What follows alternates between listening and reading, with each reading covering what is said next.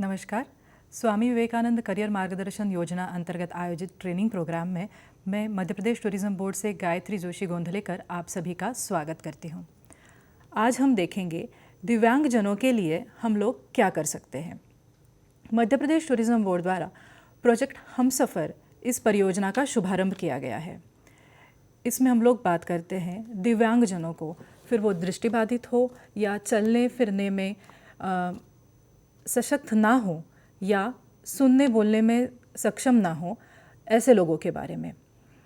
यह जो प्रोजेक्ट है इसका उद्देश्य यह है कि ऐसे दिव्यांगजन पर्यटन स्थलों पर, ऐतिहासिक स्मारकों पर बहुत ही सहज तरीके से, सुलभ तरीके से घूम सके, भ्रमण कर सके और आम जनों जैसे ही पर्यटन स्थलों का आनंद ले सके।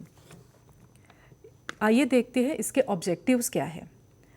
क्षमता निर्माण एवं पर्यटन स्थल पर कार्यरत जो भी स्टाफ है, जितने भी पर्यटन से जुड़े हितधारक हैं, उनको संवेदनशील बनाना, सरकारी भवनों को, ऐतिहासिक स्मारकों को एवं पर्यटन स्थल पर स्थित रेस्टोरेंट, होटल्स आदियों को दिव्यांगजनों हेतु सहज एवं सुलभ बनाना। पर्यटन बोर्ड द्वारा, मध्य प्रदेश पर्यटन बोर्ड द्वारा जो स्ट्रैटेजी बनाई गई है इस प्रोजेक्ट के लिए, उसके बारे में हम पढ़ेंगे। प्रथम चरण में महेश्वर, मांडू, धार एवं ओमकारेश्वर, इन 4 पर्यटन स्थलों का चुनाव किया गया। इन जगहों पर स्थित 30 बिल्डिंग्स एवं ऐतिहासिक स्मारक MPT मध्य प्रदेश पर्यटन विकास निगम द्वारा संचालित किए जा रहे होटलों आदि का इसमें एक्सेसिबिलिटी ऑडिट, सुगम्यता अंकेक्षण किया गया। इसके बाद हम पढ़ेंगे अप्रोच के बारे में। इस प्रोजेक्ट में मध्य प्रदेश टूरिज्म बोर्ड द्वारा जो अप्रोच अपनाया गया है उसके बारे में। शुरुआत में एक एजेंसी का चयन किया गया। भोपाल स्थित दिव्यांगजनों के लिए काम करने वाली संस्था आरुषि को इसके लिए उचित माध्यम से चयनित किया गया। इसके द्वारा जो चयनित 4 पर्यटन स्थल है, मांडू, महेश्वर, ओमकारेश्वर एवं बाग, इन 4 जगहों पर चुनिंदा 30 बिल्डिंग्स का अंकेक्षण किया गया, इनका ऑडिट किया गया। उसके बाद इनमें क्या कमियां हैं, दिव्यांगजन, फिर वो दृष्टिबाधित हो या चलने फिरने में असमर्थ हो, ऐसे लोग वो जब इन पर्यटन स्थल पर घूमते हैं, भ्रमण करते हैं, तो उन्हें क्या क्या बाधाएं आती है, इसका एक ऑडिट किया गया। इसके बाद DPR निर्माण का कार्य किया, एक चयनित संस्था द्वारा DPR निर्माण का कार्य किया गया। और चौथा है डेवलपमेंट। ऐतिहासिक स्मारकों में और बिल्डिंग्स में हम लोग दिव्यांगजनों हेतु क्या कर सकते हैं, जैसे रैंप बनाना, दृष्टिबाधित लोगों के लिए अलग से पाथवे बनाना, ब्रेल लिपि में ऐतिहासिक स्मारक जो है या पर्यटन स्थल है उसकी पूरी इन्फॉर्मेशन जो है उसको तैयार करना आदि का कार्य किया जाना है।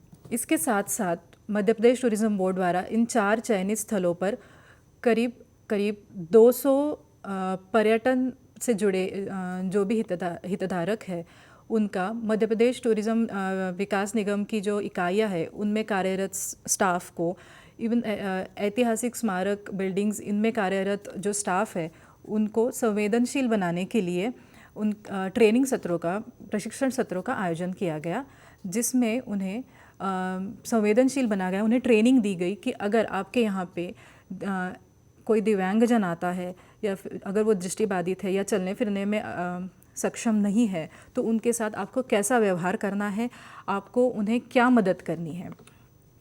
अब आप कहेंगे कि आप इसे रोज़गार से कैसे रिलेट करेंगे, तो मैं आपको एक इंसिडेंट सुनाना चाहूँगी। एक ग्रुप था जिन्हें गाइड्स, एक 10-12 लोगों का ग्रुप था। गाइड उन्हें सारी जगहों पे घुमा रहा था। बस में बैठकर वो शहर के सारे हिस्सों में घूमने के लिए निकले। जैसे ही वो एक स्थल पर जा पहुँचे, गाइड ने अनाउंस किया, सबको बताया कि अभी हमें यहाँ उतरना है, हम ये हमें देखना है और 15 मिनट में हम सब लोग इस स्थान पर मिलेंगे। और जब 15 मिनट बाद गाइड वहाँ पे पहुँचा, उस पर्टिकुलर स्थल पर पहुँचा, तो उसने वहाँ देखा कि बस 10 ही लोग हैं, 2 लोग कहीं मिसिंग थे। पूरा सभी लोग उन 2 लोगों को ढूंढने में लगे रहे, बहुत उसमें समय भी वेस्ट हुआ। अंत में जब सब लोग बस के पास आए, बस में देखा तो वो 2 लोग वहीं बस में बैठे थे, क्योंकि वो बोलने और सुनने में सक्षम नहीं थे। वो उस गाइड की बात समझ ही नहीं पाए कि उन्हें अब क्या करना है।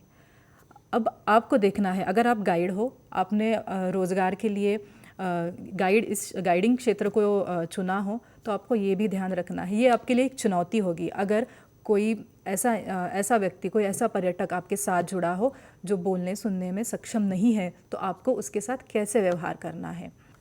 इसके साथ ही पर्यटन, अगर आपका कोई रेस्टोरेंट है, आप होटल बनाना चाहते हो, तो आपको ध्यान रखना है कि आपको एक रैंप बनाना है, जहाँ से जो चलने में सक्षम नहीं है, ऐसे व्यक्ति जो व्हील चेयर के साथ चलते हैं, ऐसे व्यक्तियों के लिए वहाँ पे एक रैंप बना हुआ हो।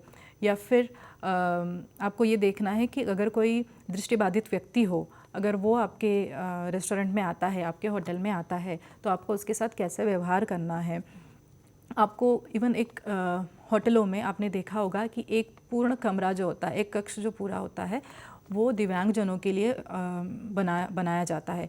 उसमें जो बेड की हाइट होती है वो बहुत ज़्यादा नहीं होती है, ताकि अगर कोई व्हील चेयर पर बैठा हुआ इंसान हो तो वो आसानी से बेड पर बैठ सके।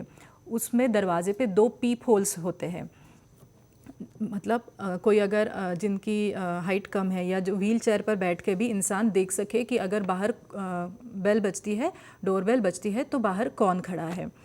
इसके साथ ही अगर टॉयलेट की बात करें, तो टॉयलेट में भी एक हैंडल लगा हुआ होता है, ताकि उठते बैठते समय किसी को परेशानी ना हो। वहाँ पे अगर डोर बेल के साथ साथ लाइट भी बजती है, ताकि जो व्यक्ति सुनने में असमर्थ है, बोलने में असमर्थ है, उस लाइट से समझ जाए कि डोरबेल बज रही है। ऐसा और कई बातों का आपको ध्यान रखना ज़रूरी है। तो बच्चों, मैं आशा करती हूँ कि आप रिस्पॉन्सिबल पर्यटन को बढ़ावा देने में इस प्रोजेक्ट का जो महत्व है उसको समझ गए हो। धन्यवाद।